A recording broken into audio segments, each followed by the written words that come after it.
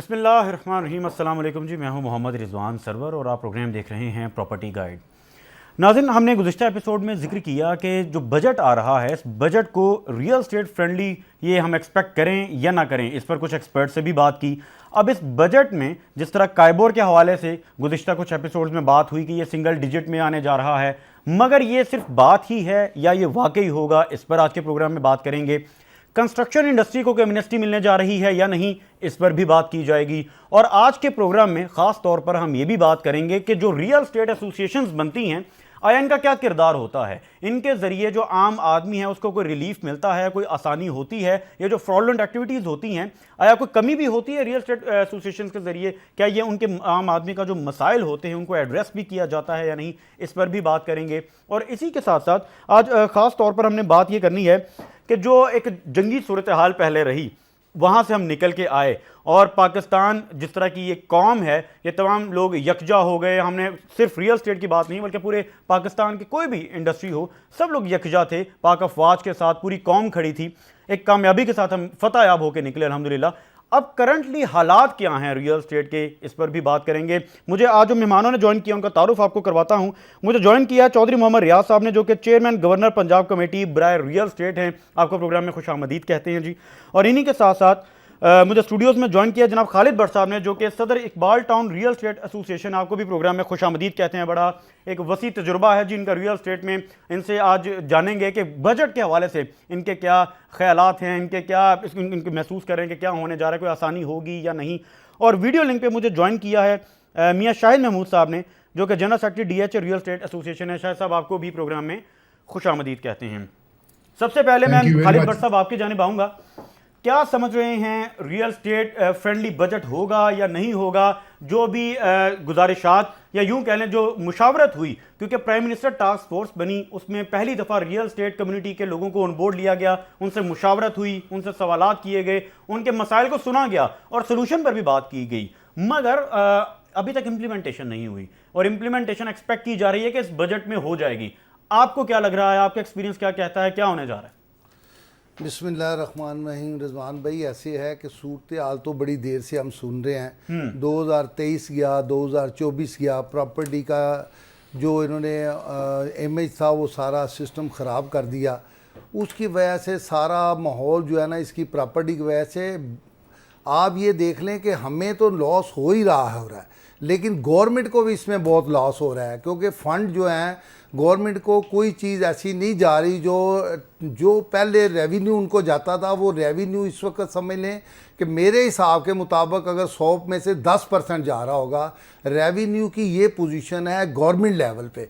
अच्छा। अगर हमारा देखा जाए ये 2023, 24 और 25 मुसलसल अभी तक जो चीज़ें हम सुन रहे हैं, ये प्रॉपर्टी का जो इन्होंने सारा सिस्टम है ना, उसका बिल्कुल सत्यानाश कर दिया है। अच्छा, उसमें हमें लॉस तो हो रहा है, लेकिन गवर्नमेंट को इस चीज़ का एहसास नहीं हो रहा कि गवर्नमेंट को उसमें बहुत ज़्यादा लॉस हो रहा है। मैं ये चाह रहा था कि मैंने पहले भी 1-2 दफ़ा रिक्वेस्ट की गवर्नमेंट को कि देखे सिस्टम को कोई ना कोई रिलीफ दे, जिसमें सिस्टम तो चले, कुछ ना कुछ तो अचीवमेंट हो ना। लेकिन इन्होंने बिल्कुल ही सिस्टम को दिन ब दिन अब नई से नई चीज़ें निकाल रहे हैं, और जितनी चीज़ें निकाल रहे हैं उसमें 2-3 चीज़ें हैं। उसमें हमारा लॉस है, इन्वेस्टर का लॉस है। जितना इन्वेस्टर है वो हमारी बजाय इस वक्त जो मैं ये समझता हूँ कि 20 से 25% इन्वेस्टर तो दुबई चला गया। जी हाँ। उसके अलावा लोग मलेशिया जा रहे हैं, उसके अलावा जहाँ किसी का सोर्स है ना वो प्रॉपर्टी के वाले से वो वापस जा रहे हैं। और फिर बट साहब, ये जो काइबोर कम हुआ है, बैंकों से बहुत पैसा निकला है, वो भी पाकिस्तान से बाहर, वो भी बाहर जा रहा है। उसके अलावा जो सबसे मेन जो प्रॉब्लम आई है ना, किसी को बाहर वाले दोस्त को कहे ना प्रॉपर्टी ले ले, वो कहता है यार इन्हें तो ਤੁਹਾਡੇ पैसे अपना प्रॉपर्टी नहीं बढ़ती जितने हमारे घर बैठे हो डॉलर बढ़ रहे हैं, हमें क्या ज़रूरत है प्रॉपर्टी लेने की? हम यहाँ पे इन्वेस्ट कर लेंगे, यहाँ पे अपने डॉलर सेव कर लेंगे, रियाल सेव कर लेंगे, आप प्रॉपर्टी में पैसा तो असल मसला कहाँ पर है? आप क्या इसको आपने क्या डायग्नोज किया? देखिए, ये जो चीज़ें हैं, E7 लगा देना, टैक्सीज उनकी बम्बार इतनी ज़्यादा कर देनी, ये हर चीज़ की एक लिमिट होती है। जब लिमिट से आप बाहर जाएंगे ना तो चीज़ें दिन ब दिन ख़राब होती जाएंगी, ना कि अच्छाई की तरफ जाएंगी। आप चीज़ ज़्यादा ले आते हैं, घर आप कहेंगे मैं फ्रीज़र में रख दूँ, कहीं रख दूँ, कुछ टाइम आएगा वो फ्रीज़र भी जवाब दे देगा। हमारी ये पोजीशन हुई है, हम फ्रीज़र से भी अब बाहर हो गए हुए हैं। हमारी ये पोजीशन है कि हम टोटली इस वक्त जो है ना प्रॉपर्टी के हवाले से लोग और हम लोग जो है ना बिल्कुल अपसेट है, और इसकी वजह सिर्फ और सिर्फ गवर्नमेंट के एटीट्यूड, और बेशक इसमें तो कोई तजवीज़ दी है आपने इस हवाले से कि हमने फौरी तौर पर क्या इकदाम उठाने चाहिए? हमने बेशुमार मीटिंग्स की, चौधरी साहब भी मेरे साथ थे, शाहिद भाई भी मेरे साथ थे, हम लोग बड़े अरसे से इकट्ठे हैं और हमने बेशुमार कोशिश की। मेजर साहब भी हमारे साथ, रफ़ीक असरत साहब भी रहे, अबू बकर भी रहा, अब सारे यानी जैसे जैसे ग्रुप आता गया, अल्लाह का ये शुक्र है कि मुझे भी काफ़ी अरसा हो गया प्रॉपर्टी में, तो ये सारे दोस्त भाइयों के साथ हमने ऐसा तल्लक रखा हुआ है जो प्रॉपर्टी के अलावा हमारा एक फैमिली टर्म्स है, एक दूसरे के साथ तल्लक अच्छे हैं। तो ये औरंगज़ेब साहब के साथ भी हमने काम जितना किया ना वो अपनी ज़िंदगी में ये किया साफ़ सुथरा, अच्छा क्लाइंट बनाया वो भी साफ़ सुथरा, हमने ये बात नहीं की। लेकिन इस वक्त जो हमारी पोजीशन जा रही है वो क्लाइंट हमारे पास आने को या पैसा लगाने को बिल्कुल तैयार नहीं है।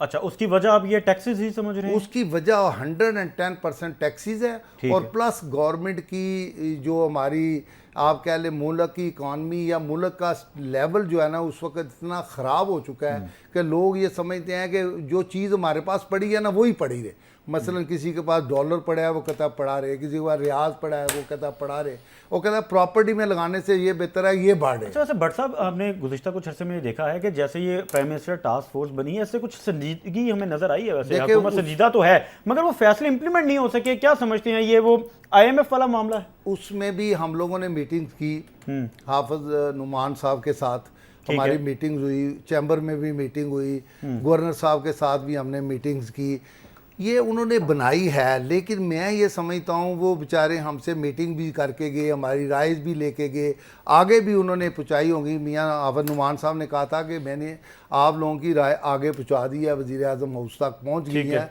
और उन्होंने देखी है। लेकिन मेरा ख्याल है शायद उनके बस के भी बात नहीं है, मियाँ साहब के बस की भी बात नहीं थी। अच्छा। वो वहीं की वहीं कहीं अंदर ही ना गल सड़ रही हैं या मूवमेंट कर रही हैं, लेकिन एज सच मेरा नहीं ख्याल कि वो उन्होंने कोई चीज़ जो है ना उसको इम्प्लीमेंट की तरफ लेके गए हों, क्योंकि उन्होंने उसके बाद हमारे से 2 मीटिंग के बाद मीटिंग नहीं की।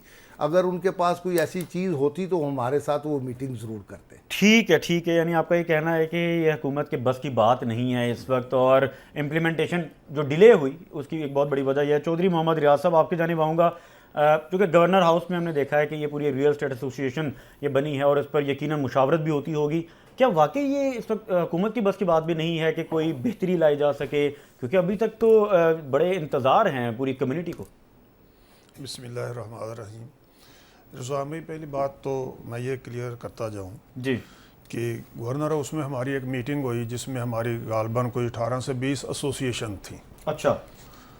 उनके जो अहम नुमाइंदे थे सारे शामिल थे, भट्ट साहब भी थे, ये वहाँ पर इन्होंने स्पोक पर्सन भी थे, इन्होंने गुफ्तगू भी की गवर्नर साहब से। सही।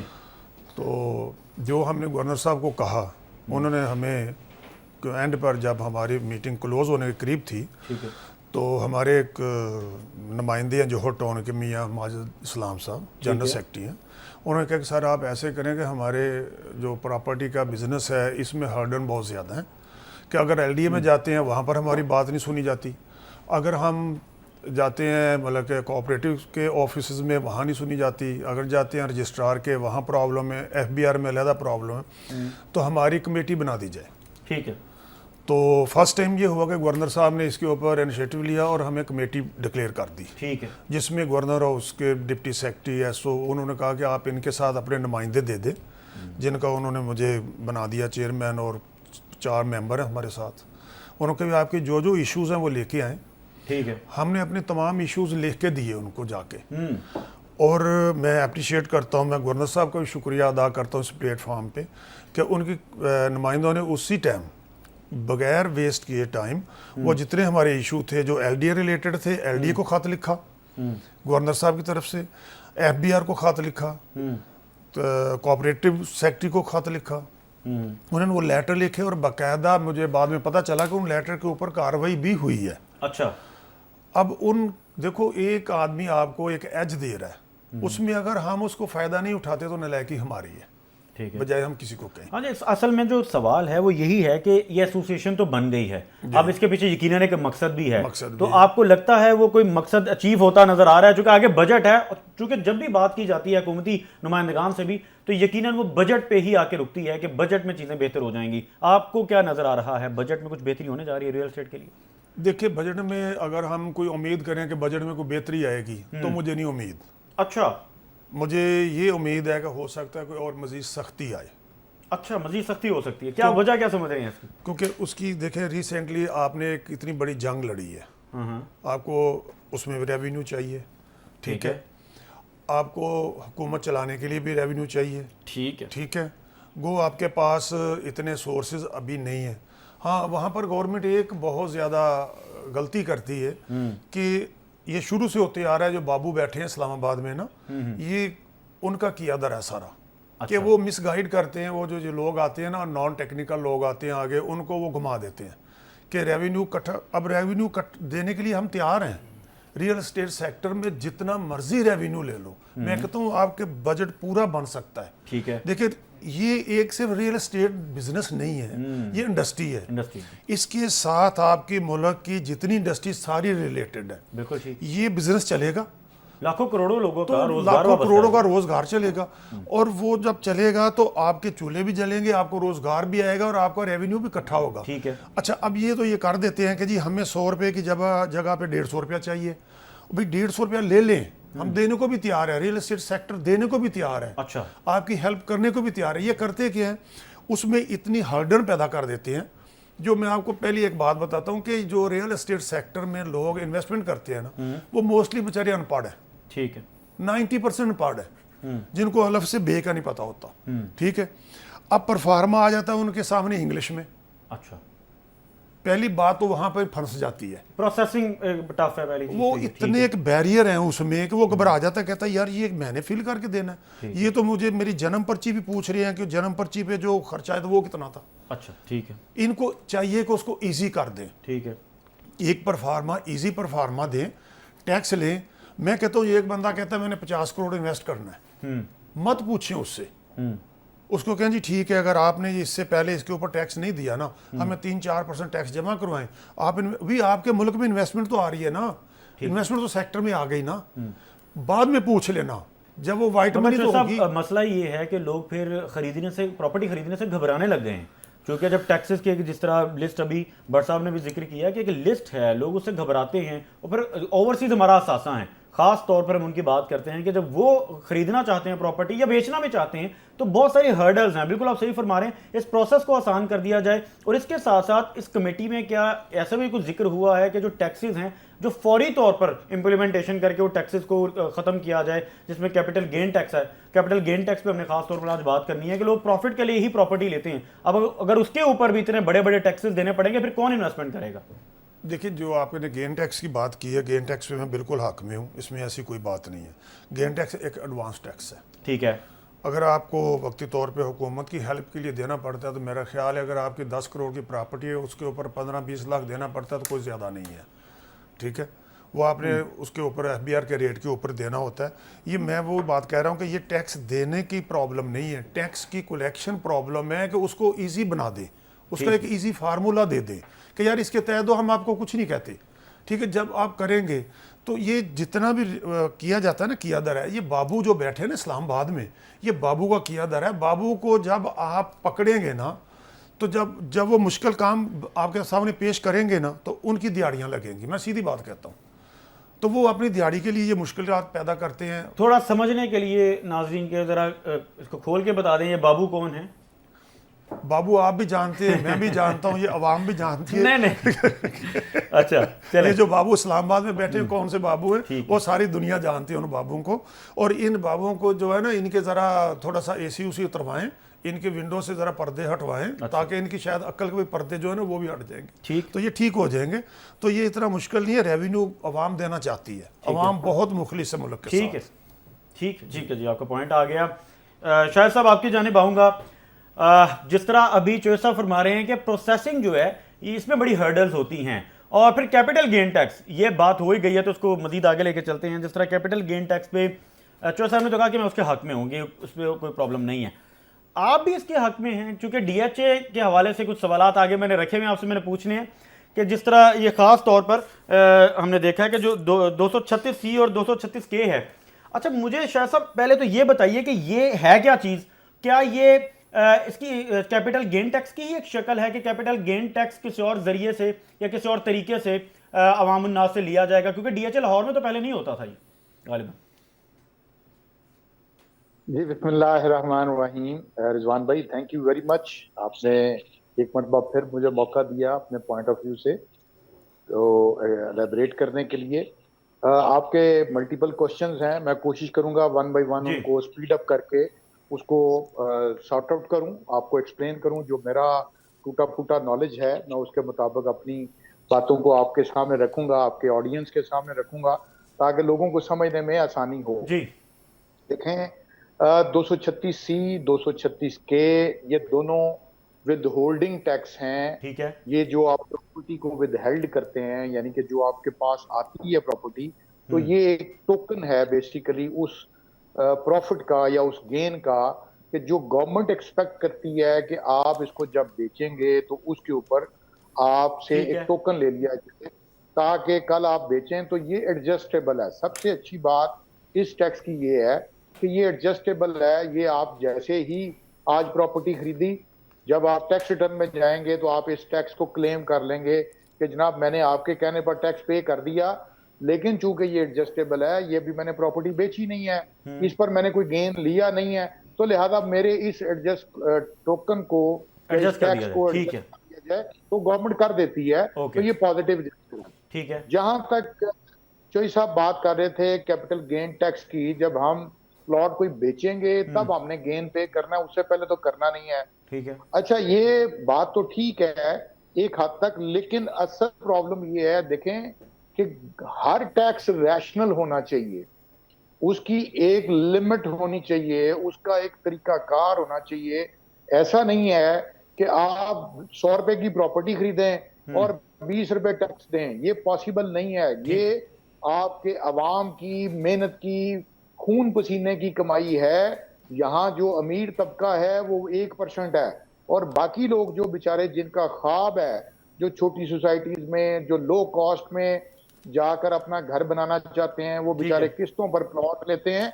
तो ये होना चाहिए, बट बड़ा रैशनल और बड़ा दरमियाने जस्टिफाइड हो जाए चीज, जस्टिफाइड हो जाए, देने को दिल भी कहते हैं और खुशी से जी अच्छी। अच्छा जी, तीसरी बात ये है कि मैं आपके प्रोग्राम के तवज्जुह से एक बात और बता दूं कि ये जितने भी फेडरल गवर्नमेंट टैक्स ले रही है, ये बेसिकली इलॉजिकल भी हैं, इलीगल भी हैं और इरैशनल भी हैं। ठीक है। देखें, एक जो प्रॉपर्टी है वो सब्जेक्ट है प्रोविंशियल गवर्नमेंट का, ठीक है, not the government of federal. Subject है ही नहीं।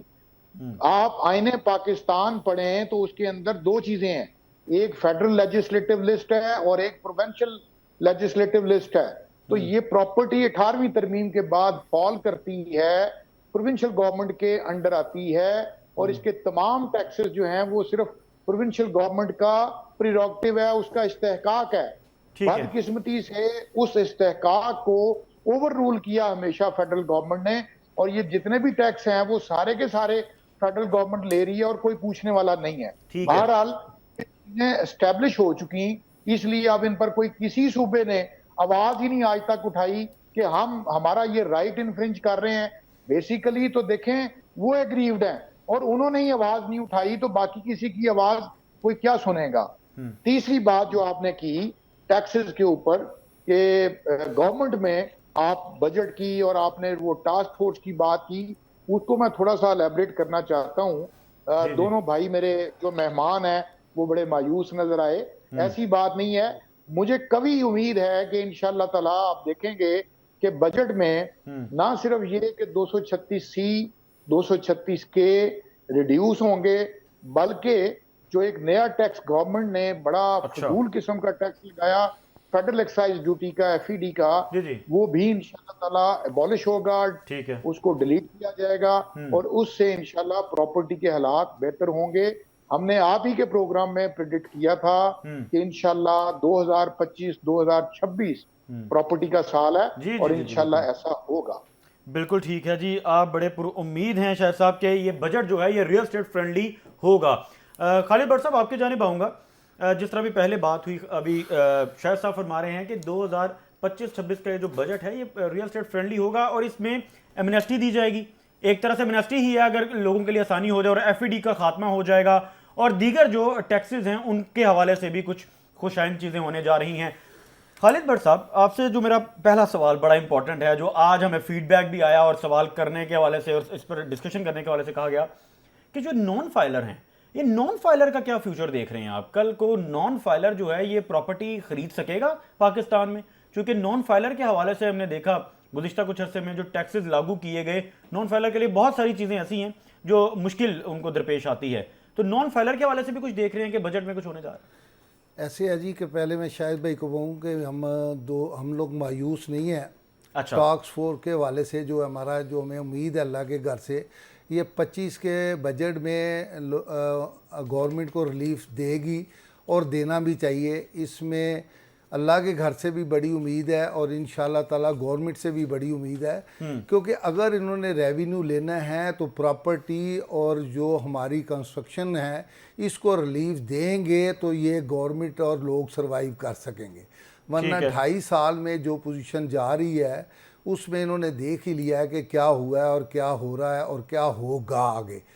और दूसरी बात जो आपने फाइलर और नॉन फाइलर की है, देखें जी, फाइलर बनने में कोई प्रॉब्लम नहीं है। लोगों को चॉइस वाली बात आ जाती है कि लोगों के इन्होंने इस कदर जिच किया हुआ है छोटे छोटे इश्यूज बना के, जिस पे लोग टैक्स फाइलर बनना ही पसंद नहीं करते। ठीक है। आप किसी को कहे ना टैक्स फाइलर बन जा तो वो कहता है यार बन के मैंने फंसना है। हालांकि इसमें फंसने वाली कोई बात नहीं है। अगर आप एक अदारा चला रहे हैं तो उसमें बिजली का बिल है, उसमें आपका टेलीफोन का बिल है, उसमें आपका किराया है, आपकी चीज़ें हैं, उनकी मद में भी आपका टैक्स जाता है। अगर आपके पास कोई टैक्स रिटर्न जमा करवाने वाला कोई चार्टर्ड अकाउंटेंट या लायर अच्छा है तो वो आपको उन्हीं चीज़ों में कवर कर जाता है। अगर आप टैक्स देने के आप आएँ, अगर आपका बिज़नेस मिडिल लेवल पे है तो मैं नहीं समझता कि आपको टैक्स देने में या कुछ चीज़ें करने में प्रॉब्लम है। लेकिन वो बात आ जाती है चोई साहब की और शाहिद साहब की कि उन्होंने उसको इतना आपने कहने उसको मुश्किल बनाया हुआ है कि उसको देख के ही बंदे को, जैसे होता है ना कि बंदे को कुछ हो रहा है तो वो वाली बात हो जाती है। मैं कहता हूँ कि नॉन फाइलर को फ़ौरन फाइलर बनना चाहिए। उसमें उसको काफ़ी सारी चीज़ों का एज मिल जाता है। और हमारे जो चीज़ों को मुश्किल बना दिया जाता है ना, वो आम आदमी जो छोटा बिजनेसमैन है, कोई दिहाड़ीदार है, कोई मजदूर रेडी वाला है या छोटे कारखाने वाला है, वो इन चीज़ों की तरफ जाना ही नहीं चाहता। अच्छा, जब वो बड़ा कारखाना वाला बन जाता है ना, फिर उसके लिए वो सारी चीज़ें मुश्किल हो जाती हैं, क्योंकि उसे एकदम ज़ीरो से 100 पे जाने के लिए मुश्किल है। जब वो अगर 0 से ऊपर जा रहा होता ना तो उसको कभी मुश्किल ना आती। ठीक है। शाह साहब, आप कुछ कहना चाह रहे हैं? रिजवान भाई, मैं इस पर भट्ट साहब को और आपको और नाज़रीन को कुछ अहम मालूमात देना चाहता हूँ। जी देखें, गुजारिश ये है, समझने की बात है, मैं चूंकि खुद लॉ ग्रेजुएट हूँ, सारे दोस्तों को पता है जो यहाँ साथी बैठे हैं कि मैं टैक्स लॉज को भी समझता हूँ, वैसे भी लॉज के ऊपर नज़र रखता हूँ, कोशिश करता हूँ, स्टूडेंट हूँ। देखें प्रॉब्लम क्या है, गवर्नमेंट की तरफ से जो आप हमारे भाई कह रहे थे कि बड़ी रुकावटें खड़ी की जाती हैं, बिल्कुल होती हैं, लेकिन जिस कदर हम उसका शोर मचाते हैं ऐसी बात भी नहीं है। देखें, बात यह है कि क्या हमें टैक्स फाइलर नहीं होना चाहिए। भट्ट साहब ने अभी बात की कि जो एक रेडी वाला है, एक गरीब आदमी है, वो टैक्स फाइलर नहीं होना चाहता, वो गवर्नमेंट की के फोकस में है भी नहीं, उसको गवर्नमेंट करना भी नहीं चाहती। जो बेचारा महीने का 40-50-60 हज़ार रुपया कमाता है, गवर्नमेंट उसके टैक्स के लिए उसको कोई वो नहीं है। वो बेसिकली उससे इनडायरेक्ट टैक्स ऑलरेडी गवर्नमेंट ले रही है और गवर्नमेंट को वो जितना उसका पोर्शन चाहिए वो वसूल कर रही है। प्रॉब्लम ये है कि देखें, बात समझने की ये है कि हमारा जो पैसा कमाने वाला तबका है वो टैक्स नहीं देना चाहता और वो टैक्स में नेट में आना नहीं चाह रहा। आप अगर गौर करें तो यहाँ पर हम चूंकि यहाँ रियल एस्टेट में बैठे देखते हैं, लोगों के 10-10 प्लॉट हैं, 20-20 प्लॉट हैं, और उनकी जो टैक्स रिटर्न है वो उठाकर देखें तो वो 1-1.5 लाख रुपए से ज्यादा नहीं है। अब जब एफबीआर देखता है कि यार ये 20 प्रॉपर्टीज इसने ले ली हैं, हाँ। क्योंकि हमारा एफबीआर से ही बड़ा वास्ता रहता है कि 20 प्रॉपर्टीज हैं और टैक्स कलेक्शन इसकी और बहुत सारी 20 सालों में प्रॉपर्टीज तो 20 डिक्लेयर्ड लाख नहीं होती शाह साहब। डिक्लेयर नहीं होती, तो वो क्या करें फिर? एफबीआर क्या करे? वो उसके पास क्या तो शाह साहब, चॉइस इस सूरत बचती में आप है? नहीं समझते कि अगर हम फाइलर करना चाहते हैं लोगों को, तो ऐसी सूरत में हुकूमत को भी चाहिए कि कुछ सपोर्ट किया जाए, आसान कर दिया जाए प्रोसेस। नॉर्मली हो क्या रहा है, जो लोग टैक्स देना चाहते हैं, और ये अच्छी चीज़ है, मुहज़्ज़म माशरों में होता भी यही है और होना भी चाहिए पाकिस्तान में भी, कि टैक्स अदा करना चाहिए। जो यकीनी तौर पर जिनकी प्रॉपर्टीज़ हैं, जिनका जितना टैक्स बनता है उतना ही देना चाहिए, जो कि 95% नहीं दे रहे। मगर हुकूमत की तरफ से कोई ऐसी कुछ सपोर्ट मिल जाए, कोई ऐसी फैसिलिटी मिल जाए। फॉर एग्जाम्पल, अच्छे माशरों में तो ये भी होता है कि उनकी हेल्थ फैसिलिटीज़ मिल जाती हैं, एजुकेशनल फैसिलिटीज़ मिल जाती हैं। क्या ऐसी कोई चीज़ मिल जाए, कोई ऐसी फैसिलिटीज़ प्लान कर ली जाए जिससे खुशी से लोग ये डिक्लेयर भी करने लग जाएं? कोई ऐसी पॉलिसी भी बनाई जा सकती है? जी, ये बिल्कुल दुरुस्त आपने पॉइंट आउट किया, मैं एग्री करता हूं, और मेरा भी यही आंसर है इस पर कि गवर्नमेंट को, लोगों को देखें, जो टैक्स देता है, जितना बड़ा वो टैक्स पेयर है उतना ही ज्यादा गवर्नमेंट को उसको फैसिलिटेट करना चाहिए। और ये बात भी दुरुस्त है, इस बात पर भी हमारी गवर्नमेंट से भी बारहा बात हुई, और इस बजट में आने वाले दिनों में आप देखेंगे कि गवर्नमेंट एक प्लान लेकर आ रही है, एक पोर्टल लेकर आ रही है। अच्छा। और ये जो टैक्स पेयर के लिए मुश्किलात हैं, खास तौर पे जो टैक्स रिटर्न सबमिट करने के लिए, जो बहुत ज्यादा एक लंबी टैक्स रिटर्न है, जो कि आम आदमी को समझ नहीं आती, बल्कि बाद दफा चार्टर्ड अकाउंटेंट भी बेचारे घबरा जाते हैं।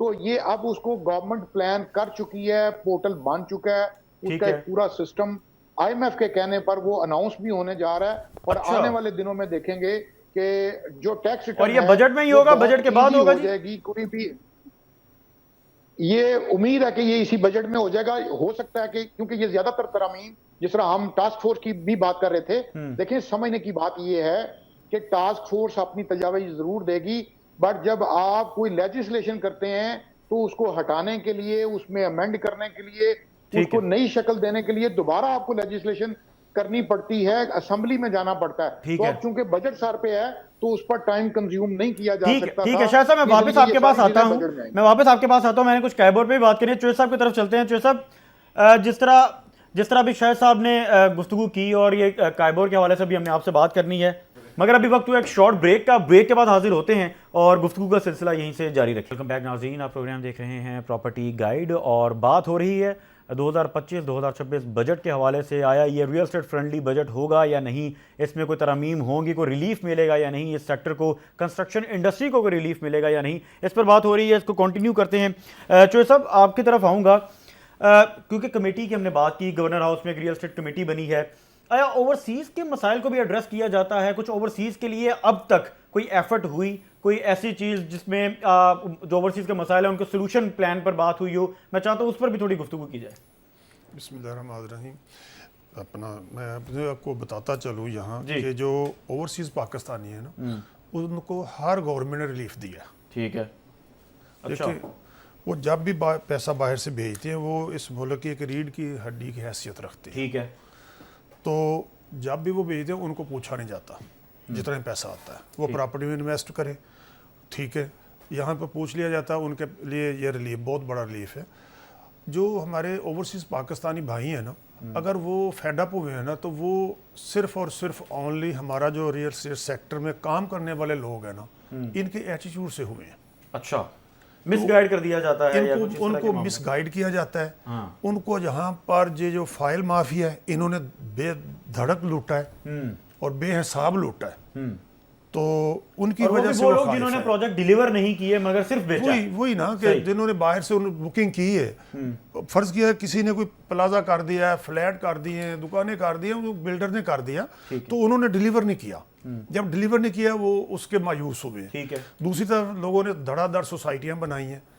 एक 20 कनाल जगह होती है, 100 कनाल जगह होती है, 5000 कनाल की फाइल बेच जाता है। अब वो बेचारा बाहर से जो रोज बच्चों के लिए कमाने गया है, वो पाकिस्तान में पैसे भेज रहा है, वो बेचारा चल यार मेरे लिए कुछ यहाँ से बन जाए। ये जो हुकूमतों की जिम्मेदारी तो फिर यही है ना कि वो डेवलपर्स पर नजर रखी जाए, या जिस तरह से फ्रॉडलेंट एक्टिविटीज हो रही हैं, ये उनके लिए कोई आसान मैदान ना हो। आम आदमी जो ओवरसीज बैठा उससे तो पॉइंट कर लेनी है, वो शायद यहाँ आगे विटनेस भी नहीं कर सकता। मैं उसी तरफ ही आ रहा हूँ कि ये हुकूमत को बिल्कुल एक पूरा एक डिपार्टमेंट बना देना चाहिए जो इसके ऊपर नजर रखे। ठीक है कि किसी के साथ प्रॉपर्टी के कारोबार में डेवलपर या बिल्डर कोई भी कोई दो नंबरी ना कर सके, उसके पैसे का ज़िया ना कर सके, उसके पैसे को चूना ना लगा सके। चलिए इसके साथ साथ वैसे जिम्मेदारी हमारी रियल एस्टेट एसोसिएशंस की भी है, क्योंकि बहुत सारे जो रियल्टर्स हैं या डीलर्स हैं शायद वो उस चीज़ को खुद अंडरस्टैंड नहीं कर रहे होते, या वो उस तरह से उनको एजुकेट पहले खुद नहीं किया गया होता जो वो चीज़ सेल कर रहे होते हैं। तो जो एसोसिएशंस हैं उनके सरबराहान हैं, उनकी नज़र होनी चाहिए कि ऐसे लोग मुल्क का इमेज खराब ना करें और मिसगाइड ना करें लोगों को। सर जो जोहर टाउन की एसोसिएशन है ना, मैं उसका आपको हवाला दे देता हूँ कि जोहर टाउन की एसोसिएशन लाहौर की बात कर रहा हूँ कि उन्होंने बाकायदा एक कमेटी बनाई थी। अच्छा। जो लोगों के मसाइल को देखती थी। ठीक है। और मैं जोहर टाउन की एसोसिएशन जो हमारी है उनको मैं अप्रिशिएट करता हूँ कि अदालतों से ऐसे केसेस लोग लेके उनके पास आए कि उन्होंने प्रॉपर्टी के रिलेटेड वो फैसले किए। ठीक है। और अदालत ने उन फैसले को कबूल किया। अच्छा। और दोनों पार्टियां खुश होके गई जो सालों साल से अदालतों में फंसे हुए थे। तो हमें जो डीलर बिल्डर एसोसिएशंस हैं इनको अपने जो सोसाइटी की हैं उस पर नजर रखनी चाहिए। मैंने जो सब आपका कहना ये है कि ओवरसीज को इन एंड सपोर्ट ही किया जाता है, ओवरसीज के लिए अभी भी पाकिस्तान में इन्वेस्टमेंट के हवाले से कोई रुकावटें नहीं है? नहीं जी, बिल्कुल कोई रुकावट नहीं है। अच्छा। और उनको बल्कि सहूलतें दी जाती हैं और उनको यहाँ तक दिया जाता है कि अगर उनके साथ कोई फ्रॉड हुआ है तो बाकायदा हुकूमत पंजाब ने एक डिपार्टमेंट बनाया पूरा और वो उसमें एप्लीकेशन दें और उसका बहुत क्विकली। ठीक है। बल्कि एलडीए में भी एक डेस्क है उनका। ठीक है। अलहदा सेपरेट कि वो वहां पर एप्लीकेशन दे। हाँ, उनको दूसरों के ऊपर तरजीह दी जाती है। और हुकूमत का भी एक डेस्क है सीएम ऑफिस में है। चाहे मैं हालांकि मेरी दूसरे सियासी जमात से है लेकिन वो हर हुकूमत ने बनाया है। हाँ, वो एक टाइमलाइन भी होनी चाहिए और उस पर इम्प्लीमेंटेशन भी होनी चाहिए। कितने अरसे में इनका सर मैं कहता हूँ कि उसमें इतनी है कि मुझे एक केस को तो मैं भी जानता हूँ कि उसने आके दिया और ये विद इन 1 वीक सीसीपीओ को ऑर्डर हुए कि इसके जो प्लॉट का फ्रॉड हुआ इसको हल करके उसको कब्जा दिलाया जाए और उसको दिलाया गया है। और उन ओवरसीज पाकिस्तानियों के लिए यहाँ पर बहुत सहूलतें, वो आए मुल्क में अब इन्वेस्टमेंट करें, उनका अपना मुल्क है। अगर उनके पास कोई दो नंबरी करता है तो वहां पर जो एसोसिएशंस हैं जिस एरिया में हुई है वो उसको टेक करेगी। अगर वो नहीं करती तो उनके लिए सीएम ऑफिस में भी डेस्क है। और मैं सीएम जो साहब हैं उनको भी कहूंगा कि अगर वो उसमें कोई कमी कोताही हो तो वो उसको भी नजर रखे, देखे। ये हमारे भाई हैं जो बाहर से कमा के हमें बेचते हैं। इससे हमारी हुकूमत का फायदा है, हमारा फायदा है, हमारे मुल्क की इज्जत का फायदा है। बड़ा अच्छा मैसेज है। बट साहब आपकी जानिब आऊंगा, जिस तरह हम बात अभी कर रहे थे कि रियल एस्टेट में ये इन तो टैक्सेस और पॉलिसीज पे तो बिल्कुल तनकीद की जा सकती है, मगर पाकिस्तान में अल्हम्दुलिल्लाह रियल एस्टेट को लेकर पोटेंशियल तो बहुत ज़्यादा है। यानी यहाँ पर आप रेजिडेंशियल प्रॉपर्टी देख लें या फिर कमर्शियल प्रॉपर्टी देख लें, यहाँ पर बिल्कुल एप्रिसिएशन गुज़िश्ता कुछ अरसे में तो होती ही आई है। हमेशा से रियल एस्टेट ने प्रॉफिट्स ही दिए हैं, मगर जो प्रॉब्लम आई है वो इस वजह से आई है कि कुछ ऐसे डेवलपर्स और ऐसे मैं यूँ कहूँगा कि बिग फिशेस जिनको हम कहते हैं, उन्होंने आके प्रॉपर्टी बेची मगर डिलीवर नहीं किया, उनकी वजह से इमेज भी खराब हुआ, प्रॉपर्टीज भी डीवैल्यू हुई और फिर जो एक्चुअल काम करने वाले लोग हैं उनका इमेज भी खराब हुआ और पाकिस्तान का इमेज भी खराब हुआ। तो पाकिस्तान में इस वक्त जो प्रॉपर्टी, ऑथेंटिक प्रॉपर्टी खरीदने के हवाले से जो पोटेंशियल है उसको आप कैसे देखते हैं? ये देखें जी, प्रॉपर्टी की पोटेंशियल तो पाकिस्तान में हमेशा रही है। दुनिया में पहले इतनी नहीं थी, अब लोग जो है ना मुख्तलिफ मुल्कों में चले गए हैं। जैसे लोग दुबई में जा रहे हैं, दुबई में पूरी दुनिया से लोग जाके ना इन्वेस्टमेंट कर रहे हैं जी। हमारा आप एक अदारा देखें, मैं आपको बता रहा हूँ कि 81-82 में डीएचए में कोई जाने को तैयार नहीं था। ठीक है। डीएचए ने अपनी वैल्यू या अपना इमेज बनाया अपने डीलरों की वजह से। और जो डीलर वहाँ पे बैठा है इस वक्त, जो भी डीलर बैठा है वो एक से एक बढ़ के उसने अपने आप को वहाँ पे शो किया है बेहतर। और उसने पैसा भी कमाया है। हाँ। डीलर ने भी पैसा कमाया और सोसाइटी आप देखें कहाँ की कहाँ पहुँच गई है। ठीक है। हमारे यहाँ पे मैंने 1990 से काम कर रहा हूँ एलडीए के साथ। सबसे जो गलत इमेज है ना वो एलडीए की वजह से है। अच्छा। वो एलडीए की वजह से इसलिए है कि आप प्लॉट चले जाएं, आपने एक प्लॉट लिया है, आपने ट्रांसफ़र कराया, आपने एनओसी लिया, आपने सारा कुछ किया है, उसके बावजूद आप दोबारा ट्रांसफ़र करवाने जाते हैं तो पता चलता है ये 2 नंबर है। अच्छा, जो बंदे ने ख़रीदा हुआ है वो ओवरसीज क्लाइंट है या कोई भी है। हाँ। या उसके प्लॉट पे वो आता है तो कब्जा हो गया। हाँ। असल में ना जो डीलर काम कर रहे हैं, जैसे डीएचए में डीलर काम कर रहे हैं, जितने भी 5000 डीलर काम कर रहे हैं उसमें अगर 2000 डीलर रजिस्टर्ड है ना तो वही डीएचए में जा सकता है। ना रजिस्टर्ड डीलर नहीं जा नहीं सकता। ठीक है। एलडीए ने आज दिन तक ये सिस्टम डेवलप नहीं किया कि हम अच्छे डीलर्स को वहाँ पे अपना उन्हें मेंबरशिप सही। दें और उनसे फीस लिया करें सालाना, 2 साल 4 साल 5 साल बाद जो अपनी फीस दें और अपने आप को रजिस्टर्ड रखें। अच्छा, यहाँ पे फिर वो एक जवाबदेह भी होंगे, जी authentic जी काम करने बिल्कुल वाले लोग। अथेंटिक काम बिल्कुल करेंगे, वो टैक्स दे रहे हैं नहीं दे रहे, आप सही। उनका चेक करें, एनटीएम नंबर चेक करें, चीजें फिर वो सारी चीजें खुद ब खुद वो करेगा तो ठीक रजिस्टर है। होगा। अगर उसके पास चीजें, यहाँ पे मैं देखता हूँ किसी के पास रजिस्ट्रेशन है ही नहीं है, वो अपना आधारा खोल के बैठा हुआ हर कोई बेच रहा है प्रॉपर्टी। एलडीए में वो चौधरी बना हुआ है, एलडीए में कोई पूछने वाला नहीं है, वही 2 नंबरी कार है और एलडीए के लोगों से मिलके कार है, फाइल 2 नंबर बन जाती है एलडीए में, कोई पूछने वाला नहीं है। और कोई जो एंड यूजर आके फंस जाता है वो बेचारा आके जलील होता ठीक है। है। सबसे बड़ा जो काम है ना वो अदारे को करना चाहिए अपने आप को। आप इसी तरह डीएचए के अलावा वलेंशिया ले लें, प्राइवेट सोसाइटीज ले लें, उनमें फ्रॉड कोई नहीं है। अगर फ्रॉड होता है तो वो सोसाइटी के हवाले से होता है, जैसे एलडीए के हवाले से एलडीए में फ्रॉड होगा। कभी फ्रॉड जो है ना डीलर इतनी जल्दी नहीं कर सकता जितनी देर तक महकमे के साथ ना मिला, चाहे वो कोई भी महकमा हो। आप डीएचए में लोग मिल नहीं सकते उनके साथ, तो वो फ्रॉड कोई नहीं यानी है। आप ये कह रहे हैं कि जो डीलर या रियल्टर भी फ्रॉड करता है, इन द एंड कहना है कोई कि गैप जरूर होता है। जी डेफिनेटली गैप है सोसाइटी या ग्रुप की तरफ जी, से, बिल्कुल गैप इदारे की तरफ से। और सही। उसकी वजह से हमारा क्लाइंट लूज हो रहा है। सही सही सही, ये बड़ा अहम पॉइंट है। चौधरी साहब, आप कुछ कहना चाह रहे हैं? जी, मैं ये कहना चाह रहा था, मैं भट्ट साहब के अभी उन्होंने जिक्र किया एलडीए का कि जैसे डीएच में मेंबरशिप है तो हमारे भी यहाँ पर मेंबरशिप एलडीए में हो। इस मामले में एलडीए के साथ हमारी एक मीटिंग हुई थी, बड़ी डिटेल मीटिंग हुई थी। तो हमने उनको ये तजवीज़ दी थी, उन्होंने कहा था कि ये इसमें ऐसी कोई कानून साजी नहीं है चूँकि ये गवर्नमेंट का अदारा है, अच्छा, तो हम किसी को ऐसे मेंबरशिप दे नहीं सकते। ठीक है। तो उन्होंने कहा जी हमारे लिए प्रॉब्लम है, तजवीज़ हमने दी थी, उसके ऊपर इसलिए आके रुक गया काम। दूसरा बात उन्होंने की है कि एलडीए में फ्रॉड होता है, डीएचए में मैं आपको कितने फ्रॉड गनवा दूँ, वहाँ भी हुए, कौन कहता नहीं होते फ्रॉड। मैं बताता हूँ आपको कि बेचारे कितने लोगों ने की डेथ होगी उनके फ्रॉड की वजह से। तो ये जिस तरह भी भट्ट साहब कह रहे हैं कि वो तो फिर इन्वॉल्वमेंट इदारों की भी होती है, यानी इदारे इन द सेंस कि वो सोसाइटी जिस सोसाइटी में हो रहा है वो भी कहीं ना कहीं कोई गैप होता है, इन्वॉल्वमेंट ना ही हम कहते, यानी उनका कोई ना कोई गैप होता है। सर मैं ये आपको गारंटी से कहता हूँ कि एलडीए में तो फिर भी हम जाके किसी अफसर के सामने सीना चौड़ा करके बदमाशी करके रिक्वेस्ट करके काम करवा लेते हैं। अच्छा। और डीएचए में तो अंदर घुसने भी नहीं देते। उनका तो वो 6 फुट का लंबा वो खड़ा होता है गार्ड, गिच्ची से पकड़ता है बाहर फेंक के आता है। बल्कि आपने ये तो बताया ना बहुत सारे केस, भी रिसेंटली ये केस आया भी है डीएचए का, वो साहब ने फिर आपने खुद ही तस्दीक कर दी। शायद साहब से बात करते हैं, तो आप अपनी बात मुकम्मल कर लें। जी, तो यही मैं कह रहा था कि ये हमने डीजी एलडीए से की थी मीटिंग मेंबरशिप वाली। उन्होंने कहा कि यार देखिए ये गवर्नमेंट का अदारा है, ये मेरे बस में नहीं है कि मैं मेंबरशिप जारी करूं आपको। हमने तो यहाँ तक कहा था कि हमें डीलर एसोसिएशन जो है ना लाहौर की, उसके लिए एक डेस्क बना दे ताकि हम खुद तस्दीक करें।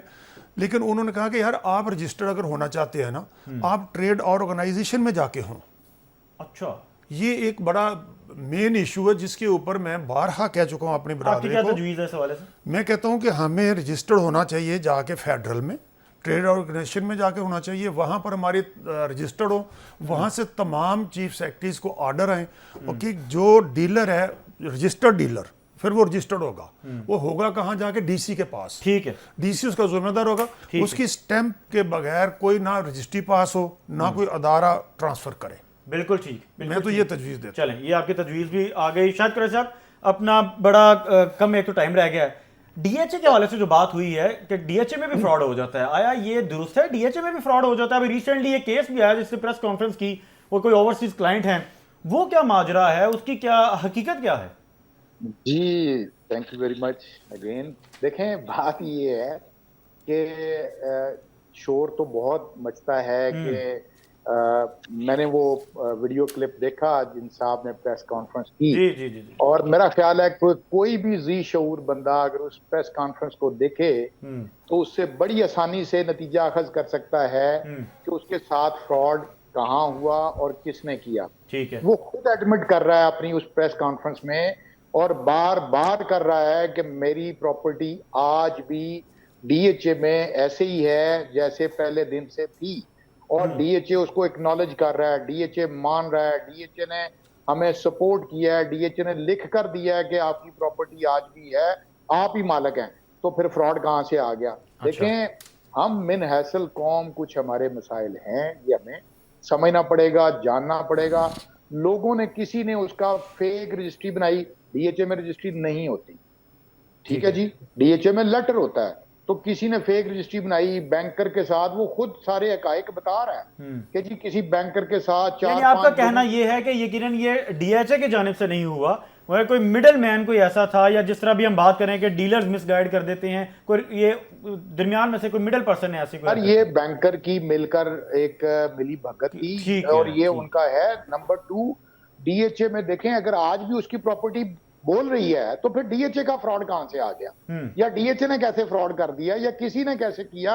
अगर डीएचए में आज भी आपकी प्रॉपर्टी ऐसे ही है और आपकी ओनरशिप साबित हो रही है, आप खुद मान रहे हैं और चीख चीख कर मीडिया को बता रहे हैं कि जी डीएचए में मेरी प्रॉपर्टी मौजूद है, मुझे कोई इशू नहीं है। असल में अदालती निजाम से उनको इशू है, उनको रिलीफ अदालती निजाम से नहीं मिला, तो वो गुस्सा अगर डीएचए पर निकालेंगे तो ये उनकी गलती है। ठीक है, नहीं बिल्कुल ठीक है, वजाहत हो गई, वजाहत होनी चाहिए जो केसेस एक्चुअल हैं, जो नहीं है। वैसे चोहेल साहब अभी कह रहे थे कि बहुत सारे केसेस हैं डीएचए में, वहां पर भी फ्रॉड होता है। सर देखें, ये मुझे रेफरेंस देंगे, मैं हर केस का आपको जवाब दूंगा। ये तो वेरी नहीं, चोहेल साहब वो कह रहे हैं आप रेफरेंस दे देंगे। दूसरी बात मेरी सुन लें। अभी चोई साहब ने रजिस्ट्रेशन के ऊपर बात की कि वो चीफ सेक्रेटरी को लिखा जाए। देखें, बात ये है कि कुछ भी करने की जरूरत नहीं, एक इदारा गवर्नमेंट ऑलरेडी बना चुकी है, उसको सिर्फ इंप्लीमेंट करने की जरूरत है। उस इदारे का नाम है रियल एस्टेट रेगुलेटरी अथॉरिटी। उसमें तमाम कवानीन बनाए जाए, बने हुए हैं, उसमें रेगुलराइजेशन है डेवलपर के लिए, बिल्डर के लिए, रियल्टर के लिए, क्लाइंट के लिए। हर बंदा अगर उसको मिनवान उसको इम्प्लीमेंट कर दिया जाए तो हमारी रियल एस्टेट के एटलीस्ट 70% मसाइल हल हो जाएंगे इंशाल्लाह। बट उस पर तवज्जो नहीं। वैसे भी शायद साहब हमारी कोशिश भी होती है, हम अपने इस प्लेटफॉर्म के जरिए जो मसाइल हैं उनको बहुत हाईलाइट ना करें, मगर मसाइल को एड्रेस करना जरूरी है ताकि सोल्यूशन की तरफ जाएं। यूजुअली हकीकत कुछ और होती है जब तक बात ना हो जाए। और दूसरी बात, आर्बिट्रेशन की बात इन्होंने की। हमारी आर्बिट्रेशन कमेटी अल्हम्दुलिल्लाह, हम सालाना करोड़ों अरबों रुपए के मसाइल रिजॉल्व करवाते हैं। ना सिर्फ, आपको मैं एक हैरान कुन बात बताऊं, जी सुप्रीम कोर्ट ऑफ पाकिस्तान ने डीएचए की आर्बिट्रेशन कमेटी को सराहा है, नोट लिखा है, एक्नॉलेज किया है। ठीक है जी। चोहेल साहब आप कुछ कहना चाह रहे हैं, क्योंकि वो अभी आपने जिस तरह बात की ना कि वजाहत कर दें तो उस पर वो एड्रेस करेंगे। देखिए, ये मैं ऑन एयर बैठा हूँ जी, मैं क्विकली ऐसे कहता हूँ जी कि शाहिद भाई ये डीएचए में फ्रॉड हुआ है। अब मैं अगर उस बंदे का नाम ले लूँगा, उस रियल एस्टेट एजेंट का नाम ले लूँगा, तो लामहला के सुबह वो वहाँ पर बेचारा नज़र नहीं आएगा। आप जाने दें, क्यों मरवाना है किसी को। अच्छा, दूसरी चीज़ ये है कि मैं जानता हूँ डीएचए का, मेरी बात सुने, मैं डीएचए को बहुत अच्छी तरह जानता हूँ, मैं इतना भी नहीं हूँ। तो दूसरी चीज़ आपने कहा है रेगुलर अथॉरिटी, ये रेगुलर अथॉरिटी के मैं हक में हूँ।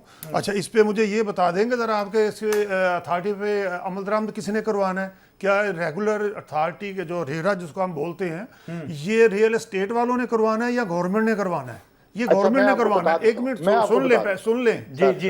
ये और वो मैं आपको चैलेंज करता हूँ, जो उन्होंने वो बनाया है ना, उसके ऊपर आप पूरा उतर के दिखा दें, आप ही पूरा उतर के दिखा दें, मैं आपको मान जाऊंगा। अच्छा, मैं इसको रिप्लाई कर देता हूँ जी। देखें, इस पर हमारी पिछली गवर्नमेंट में, मैं नाम नहीं किसी गवर्नमेंट का लेता, पिछली गवर्नमेंट में हमने इसके ऊपर तजावीज, बिल्कुल आप ठीक कह रहे हैं, लेकिन उस पर हमने तजावीज दी।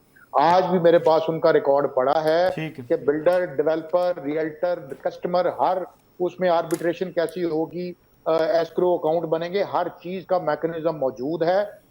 करने पर अगर कोई, देखें फेडरल गवर्नमेंट तो इसको आईसीटी की हद तक, इस्लामाबाद कैपिटल टेरिटरी की हद तक उन्होंने इंप्लीमेंट कर दिया हुआ है। अब बात है हमारी, अब वो कहते हैं कि जी ये प्रोविंसेस जो हैं वो इंप्लीमेंट करें, जो चाहता है वो कर दे, जो नहीं चाहता वो ना करें।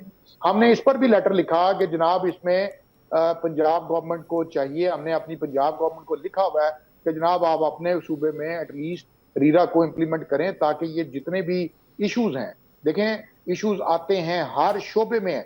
पाकिस्तान क्या दुनिया भर में कौन सा ऐसा शोबा है जिंदगी को अगर हम देखा जाए तो कौन से शोबे हैं जहां पर प्रॉब्लम्स नहीं है? ठीक है, सॉल्यूशन होता है, हम सॉल्यूशन की तरफ चलें। ठीक, शाहिद भाई आपको पता है जी रीरा रेगुलर अथॉरिटी जो कायम हुई है, अभी तक कितने लोग रजिस्टर्ड हैं? सर मैं कहता हूं कि 10 हैं।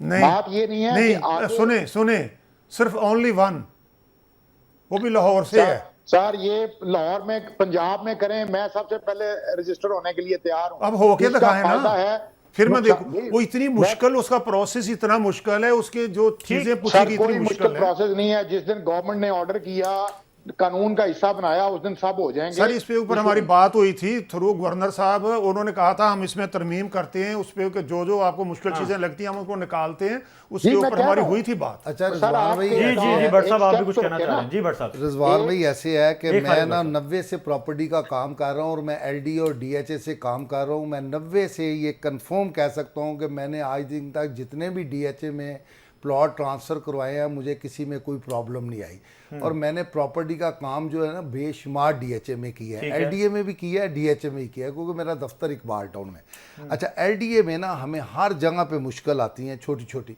अब एक प्लॉट मैंने बेचा है आज से 4 साल पहले। वो एक बंदा उठ के आया, वो कहता जी मैंने अपने भाई को अटॉर्नी दी थी, उसने मुझे पैसे नहीं दिए, आपसे पैसे ले लिए, जबकि 3 लाख ट्रांसफ़र हो गया। इस तरह का एक केस नहीं है, अब बेशुमार केसेस है। जो टोन ले ले, मुस्वा टोन ले ले, ऐसी चीज़ें ले ले। एलडीए कह रहा है कि हम रजिस्ट्रेशन नहीं करवा सकते बकौल चौधरी साहब के। क्यों नहीं रजिस्ट्रेशन हो सकती? आप एक अपना डिपार्टमेंट बना दे छोटा सा, जो हम लोगों को देखे। रजिस्ट्रेशन क्यों नहीं होती? 100 बंदा आपने रजिस्टर करना है, 100 कर ले बस, बाकी ना करें। 200 बंदा रजिस्टर कर लें। अगर डीएचए के पास 5000 बंदा काम अच्छा, क्या कर रहा वजह है, क्या समझते हैं भट्ट साहब, ये क्यों रजिस्ट्रेशन ये नहीं सर है? इस वजह से रजिस्ट्रेशन नहीं है क्योंकि एलडीए का हर बंदा दूसरे बंदे से मिल लेता है। डीएचए का कोई क्लर्क दूसरे को मिल ही नहीं सकता। हम लोग रोज जाते हैं, एक विंडो पे एप्लीकेशन देते हैं एनओसी की, एनओसी की, वो एनओसी का आता है, उसका कोई ड्यूज होते हैं, वो ड्यूज हम जमा करवाते हैं, उसकी हमें स्लिप मिल जाती है, स्लिप मिल के हमारा सेट जमा हो जाता है और हमारी ट्रांसफर हो जाती है। ठीक है। ट्रांसफर पे उतना टाइम लगता है जितना टाइम आपको इंतजार करने में 2 घंटे घंटा, जब तक आपकी बारी नहीं आती। इसके अलावा कोई फ्रॉड नहीं है। हाँ अलबत्ता चौधरी साहब की बात होगी, कोई फ्रॉड हो गया तो मैं नहीं कहता कोई नहीं हुआ होगा। डीएचए को दूध का दूल्हा हुआ नहीं है, कोई हुआ होगा, लेकिन मैं आपको अपनी बात बता रहा हूँ। इसी तरह मुझे एलडीए में काम करते हुए भी 90 से मैं काम कर रहा हूँ। बड़ा काम किया, अल्लाह का शुक्र है। एलडीए में काम किया है, जोहर टाउन में काम किया, इकबाल टाउन में किया। अगर LDA में आपको मसाइल दरपेश हैं, अब एलडीए में आगे एलडीए ने एक नया शोशा छोड़ दिया है कि एलडीए ने आज से पहले एलडीए ने इकबाल टाउन की जो एग्जम्पशन की थी, उनके इंतकाल अपने नाम नहीं करवाए थे। सही। अब एलडीए ने कह दिया कि वो लोग इंतकाल कराएं। अगर किसी ने आज से 10 दफ़ा ट्रांसफ़र हुई है, 5 दफ़ा ट्रांसफ़र हुई है, उसको भी एनओसी लेने में प्रॉब्लम आ रही है। पहले वो रेवेन्यू में जाके एलडीए के नाम इंतकाल करवाए, अच्छा बेच के कोई गया है, प्रॉब्लम कोई क्रिएट कर रहा है, और फिर इतने पैसे लग रहे हैं वहाँ पे इस चीज़ों को क्लियर करने के लिए कि मैं कहता हूँ कि जलालत मुफ्त की और पैसे मुफ्त। सही जी। चलिए बहरहाल ये आपका एक्सपीरियंस रहा, जिस तरह आपने डीएचए के साथ आपका एक्सपीरियंस रहा आपने वो भी बताया, और एलडीए के साथ जो रहा वो भी बताया। हम पर उम्मीद हैं जी इन द एंड मसाइल का हल होना चाहिए, क्योंकि जिस तरह भट्ट साहब ने बताया उनका अपना एक्सपीरियंस है, चौधरी साहब का अपना एक्सपीरियंस है, लेकिन इन द एंड कोशिश यही है कि मसाइल का हल हो और जो एक आम आदमी है उसकी इन्वेस्टमेंट सिक्योर हो। अपना फीडबैक हमें ज़रूर दीजिएगा। अगले प्रोग्राम तक के लिए मोहम्मद रिजवान सरवर को इजाज़त दीजिए।